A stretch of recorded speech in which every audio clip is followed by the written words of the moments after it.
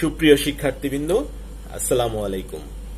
আশা করি তোমরা সকলেই ভালো আছো এবং সুস্থ আছো। দীর্ঘদিন হলো আমরা আমাদের নিয়মিত পাঠদানের বাইরে অবস্থান করছি এবং তোমরাও তোমাদের ক্লাসগুলোকে মিস করছো। ঠিক এই মুহূর্তে আমরা এক ভয়াবহ সংকটকাল অতিক্রম করছি। করোনা নামক এক ভয়াবহ মহামারী আমাদের দেশ এমনকি সারা বিশ্বকে গ্রাস করে ফেলেছে। আমরা কেউই এখন এর থেকে নিরাপদ নই। তাই আমাদের কি করতে হবে? আমাদের সবার যার যার ঘরে অবস্থান করতে হবে, স্বাস্থ্য নির্দেশিকা এবং স্বাস্থ্যবিধিগুলো যথাযথভাবে অনুসরণ এবং প্রতিপালন করতে হবে এবং সচেতন থাকতে হবে। প্রিয় শিক্ষার্থীবৃন্দ, যেহেতু আমরা দীর্ঘদিন আমাদের নিয়মিত ক্লাসের বাইরে অবস্থান করছি, আর তাই আমাদের পড়াশোনায় বেশ একটা গ্যাপ বা দূরত্বের সৃষ্টি হয়েছে। আর এই বিষয়টা আমলে নিয়েই আমাদের অত্র কলেজের সুযোগ্য অধ্যক্ষ মহোদয় একটা বিশেষ উদ্যোগ নিয়েছেন, সেটা হচ্ছে অনলাইন ক্লাসে। আমরা যেহেতু দীর্ঘদিন নিয়মিত পাঠের বাইরে, তাই এই সরকারি নাজির আক্তার কলেজের যে ইউটিউব চ্যানেল রয়েছে, এই ইউটিউব চ্যানেলের মাধ্যমে আমরা আমাদের অনলাইন ক্লাসগুলো আপলোড করে থাকি এবং তোমরা সকলেই এই ক্লাসগুলো এখান থেকে দেখতে এবং শুনতে পারবে এবং সেগুলো তোমাদের কাজে লাগাতে পারবে। সুপ্রিয় শিক্ষার্থীবৃন্দ, আমি আজকে হাজির হয়েছি মানবিক শ্রেণীর যুক্তিবিদ্যা ক্লাস নিয়ে। যুক্তিবিদ্যায় প্রথম পর্বে আমরা আলোচনা করব যুক্তিবিদ্যার ব্যাখ্যা সম্পর্কিত, যুক্তিবিদ্যার দ্বিতীয় বিভাগের ষষ্ঠ অধ্যায়, যুক্তিবিদ্যার দ্বিতীয় পত্রের ষষ্ঠ অধ্যায় ব্যাখ্যা সম্পর্কিত আলোচনা নিয়ে। তো প্রিয় শিক্ষার্থীবৃন্দ, যেহেতু আমি এখন কলেজের বাইরে অবস্থান করছি, সেহেতু আমার এখানে ব্ল্যাকবোর্ড বা মার্কার এসব কি বলা যায়, এসবের যথেষ্ট সরবরাহ এখানে নেই বা আমার কাছে নেই। তাই আমি ব্ল্যাকবোর্ডে বা মার্কার দিয়ে ক্লাস নিতে পারছি না। প্রিয় শিক্ষার্থীবৃন্দ, আশা করি এর পরবর্তীতে আরো ভালোভাবে তোমাদের ভিডিও কন্টেন্ট তোমাদের সামনে উপহার দিতে পারবো। আজকে নতুন ক্লাস, তো দেখা যাক ব্যাখ্যা সম্পর্কিত আলোচনায়। আমরা প্রথমে ব্যাখ্যা শব্দটি আমাদের কানে আসলে আমরা আমাদের কাণ্ডজ্ঞান বা কমন সেন্স দিয়ে আমরা সহজেই বুঝতে পারি যে ব্যাখ্যা দিয়ে কি বুঝায়, ব্যাখ্যা বলতে কি বুঝায়। কিন্তু যুক্তিবিদ্যায় ব্যাখ্যা শব্দটি একটু ভিন্নধর্মী অর্থ বহন করে। যুক্তিবিদ্যায় এই অধ্যায়ে, ব্যাখ্যা সম্পর্কিত অধ্যায়ে আমরা দেখব যে ব্যাখ্যা বলতে কি বুঝায়, ব্যাখ্যার প্রকৃতি কি, ব্যাখ্যার বৈশিষ্ট্য কি, ব্যাখ্যার যুক্তিবিদ্যার অন্যান্য বিষয়সমূহের সাথে ব্যাখ্যার পারস্পরিক সম্পর্কই বা কি, ব্যাখ্যার ধরন এবং ব্যাখ্যার গুরুত্ব। তো প্রিয় শিক্ষার্থী বন্ধুরা, চলুন দেখা যাক ব্যাখ্যা বলতে কি বুঝায়। ব্যাখ্যা বলতে বুঝায়, সাধারণত আমরা দেখি কি আমাদের চারপাশে আমাদের প্রতিনিয়ত বিভিন্ন ঘটনা বিষয়সমূহ ঘটছে। এগুলোর অনেকগুলোই আমাদের কাছে অস্পষ্ট, দুর্বোধ্য এবং রহস্যময় বলে মনে হয়। আর যেহেতু এগুলো আমাদের কাছে অস্পষ্ট, দুর্বোধ্য এবং জটিল বলে মনে হয়, তাই আমরা এগুলোর ব্যাখ্যা দাবি করি। কারণ ব্যাখ্যার মাধ্যমেই আমরা এই সমস্ত বিষয়সমূহের, জটিল এবং দুর্বোধ্য বিষয়সমূহের একটা সহজ এবং সহজবদ্ধ ধারণা পেয়ে থাকি। তো প্রিয় শিক্ষার্থীবৃন্দ, আমরা এখন দেখব ব্যাখ্যা সম্পর্কিত অধ্যায়ের ব্যাখ্যার যে উৎপত্তিগত দিকটা, সেই উৎপত্তির দিকে তাকাবো। আমরা দেখি ব্যাখ্যা শব্দটি এসেছে ইংরেজি এক্সপ্লেনেশন শব্দ থেকে, যার অর্থ ব্যাখ্যাকরণ। ঠিক এর একটু পিছনেই তাকালে আমরা দেখতে পাবো এই শব্দটা এসেছে ল্যাটিন শব্দ এক্সপ্লেনারি শব্দ থেকে, যেটি দুটো শব্দের সমন্বয়ে গঠিত। একটি হচ্ছে এক্স, যার অর্থ হচ্ছে আউট অফ বা বাহির বা ব্যক্ত, আর একটি হচ্ছে প্লুনাস, PLUNUS, প্লুনাস শব্দের অর্থ, ইংরেজি শব্দ টু মেক ইট প্লেইন, যার অর্থ সহজ করা। তাহলে এর শব্দগত অর্থ দাঁড়ায় যে কোনো জটিল এবং দুর্বোধ্য বিষয়কে সহজ এবং সরল ভাষায় ব্যক্ত করা। তাই ব্যাখ্যা বলতে আমরা বুঝি, অর্থাৎ ব্যাখ্যা বলতে বুঝি যে কোনো জটিল, দুর্বোধ্য এবং অস্পষ্ট বিষয়কে যখন আমরা সহজ, সরল, প্রাঞ্জল ভাষায় প্রাঞ্জল ভাষায় উপস্থাপন করি বা ব্যক্ত করি তাকে বলে ব্যাখ্যা। প্রিয় শিক্ষার্থীবৃন্দ, আমরা দৈনন্দিন জীবনে আমাদের ব্যাখ্যাটিকে বিভিন্ন অর্থে, ব্যাখ্যা শব্দটিকে বিভিন্ন অর্থে ব্যবহার করে থাকি। আমরা কখনো ব্যাখ্যা শব্দটি দিয়ে সংজ্ঞা প্রদান করাকে নির্দেশ করে থাকি, আবার আমরা ব্যাখ্যা শব্দটিকে দিয়ে আমরা অনেক সময় কোনো জটিল বিষয়কে সহজভাবে ব্যক্ত করাকে বুঝে থাকি।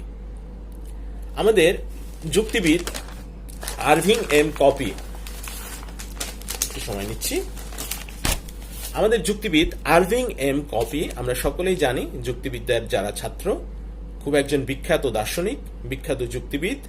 আরভিং এম কপি যুক্তিবিদ্যায় ব্যাখ্যার দুটি প্রয়োগের কথা বলেন।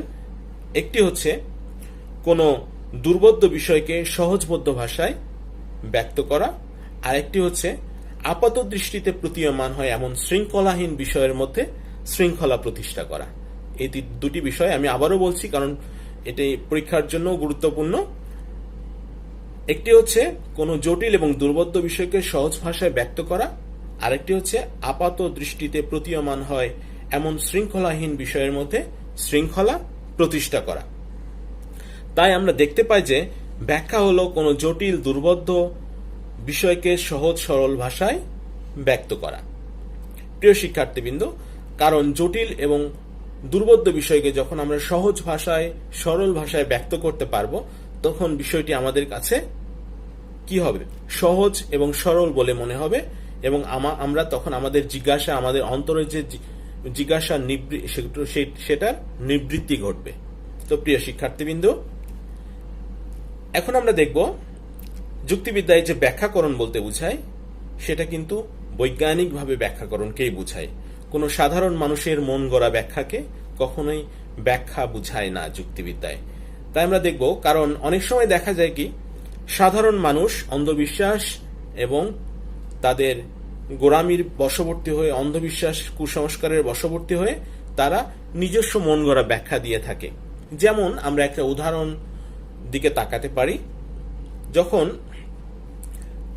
ভূমিকম্পের ব্যাখ্যায় অনেক সময় বলা হয়ে থাকে যে আমাদের এই পৃথিবীটা দাঁড়িয়ে আছে মহিষের দুটো শিংয়ের উপর, মহিষ যখন মাথা নাড়া দেয় তখন আমাদের এই পৃথিবীটা নড়ে ওঠে এবং এটাই হচ্ছে ভূমিকম্পের কারণ।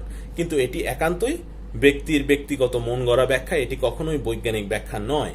বৈজ্ঞানিক ব্যাখ্যা কিন্তু যদি আমরা বলি যে আমাদের এই পৃথিবীর অভ্যন্তরে যে চলমান প্লেটগুলো আছে, পৃথিবীর গাঠনিক প্লেট, এই প্লেটগুলোর সংঘর্ষের ফলেই ভূমিকম্পের সৃষ্টি হয়, তখন কিন্তু এটা আর মানুষের মন গড়া ব্যাখ্যা থাকবে না, তখন এটার কার্যকরণ সম্পর্ক এখানে উপস্থাপন করা হয়। এজন্যই এই ব্যাখ্যাটা বৈজ্ঞানিকভাবে গৃহীত হয় এবং আমাদের যে জিজ্ঞাসা সেটার নিবৃত্তি ঘটে। প্রিয় শিক্ষার্থীবৃন্দ, আমরা ব্যাখ্যার কতগুলো বৈশিষ্ট্য রয়েছে সেগুলো সম্পর্কে জানবো, আর সেগুলো সম্পর্কে জানলে ব্যাখ্যা শব্দটির বলতে যে কি বোঝায় এবং ব্যাখ্যাকরণ দিয়ে যুক্তিবিদ্যায় কি বোঝায় সেগুলো আরো আমাদের কাছে সহজ এবং সহজবোধ্যভাবে প্রমাণিত হবে। প্রিয় শিক্ষার্থীবৃন্দ, প্রথমে আমরা তাকাই ব্যাখ্যা শব্দটি দ্বারা কি বোঝায়। প্রথম বৈশিষ্ট্য, ব্যাখ্যা হলো কোনো বিষয়ের যথার্থ প্রকাশ যা আমাদের বুদ্ধিবৃত্তির পরিতৃপ্তি সাধন করে। কারণ ব্যাখ্যা মনের অস্পষ্টতা, দুর্বোধ্যতা এগুলো দূর করে, ফলে আমাদের জ্ঞানের পরিধিটা বৃদ্ধি পায়। প্রিয় শিক্ষার্থীবৃন্দ, এর পরের আমরা বৈশিষ্ট্যে যাই। এর পরের বৈশিষ্ট্যে গেলে দেখি ব্যাখ্যা শব্দটি কার্যকারণ সম্পর্কের উপর ভিত্তি করে ব্যাখ্যা দাঁড় করানো হয়। আর এই কার্যকারণ সম্পর্কটা হচ্ছে এমন একটা বিষয় যেখানে কোনো ঘটনার পিছনে যে প্রকৃত কারণ সেটার সাথে যে পরবর্তী কার্য উৎপাদন, এটার একটা সম্পর্ক প্রতিস্থাপন করা হয় এবং সম্পর্ক উপস্থাপন করা হয়, যার ফলে আমাদের কাছে বিষয়টি আরো সহজবোধ্যভাবে মনে হয়। তারপরে আরেকটি বৈশিষ্ট্য হচ্ছে ব্যাখ্যায় প্রকল্পের প্রয়োজনীয়তা রয়েছে বা প্রকল্পের আলোচনা রয়েছে। যেমন যখন আমরা কোনো কিছুর ব্যাখ্যা দিতে যাই, প্রথমে তার প্রকৃত কারণ বা কার্যকারণ সম্পর্ক আবিষ্কার করি, আর এক্ষেত্রে প্রথমে যে জিনিসটা আমাদের করতে হয় সেটা হচ্ছে প্রকল্প বা আনুমানিক ধারণা গঠন, যেখান থেকে আমরা ব্যাখ্যার কাজটা শুরু করি। ব্যাখ্যার আরেকটি বৈশিষ্ট্য হচ্ছে ব্যাখ্যায় অবরোহ এবং আরোহ দুটি পদ্ধতি বিরাজমান। কেন বিরাজমান কিভাবে আমরা দেখি।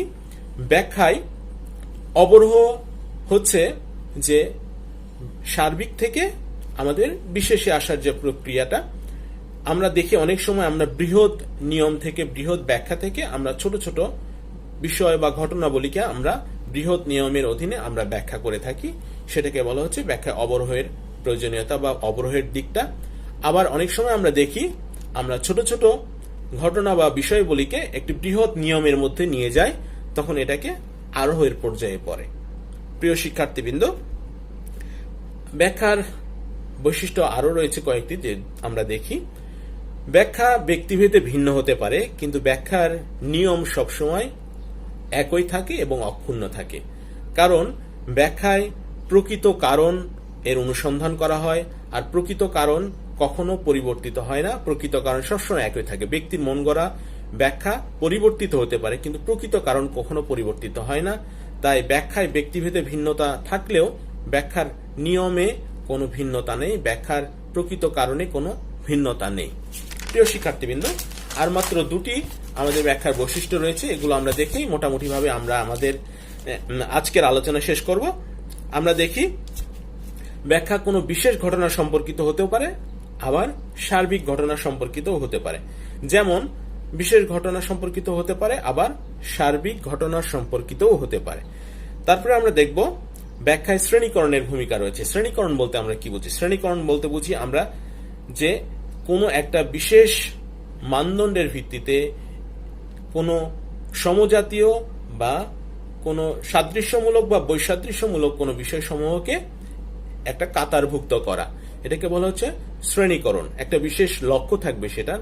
ঠিক তেমনি আমরা ব্যাখ্যার ক্ষেত্রেও দেখি যে প্রাসঙ্গিক সংশ্লিষ্ট ঘটনার সাথে অন্যান্য যেসব ঘটনা একই পর্যায়ভুক্ত সেগুলোকে আমরা একদিকে করি, আবার যেগুলো বৈসাদৃশ্যপূর্ণ সেগুলোকে আমরা আরেকদিকে করি।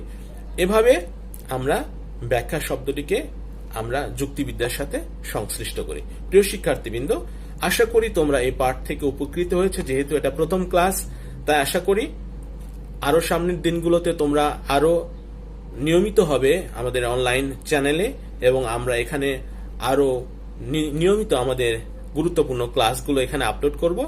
এবং আবারও আমি ধন্যবাদ জানাচ্ছি আমাদের অত্র কলেজের সুযোগ্য অধ্যক্ষ মহোদয়কে এমন একটি মহতী উদ্যোগ নেওয়ার জন্য। ধন্যবাদ সবাইকে। দেখা হবে পরবর্তী ক্লাসে।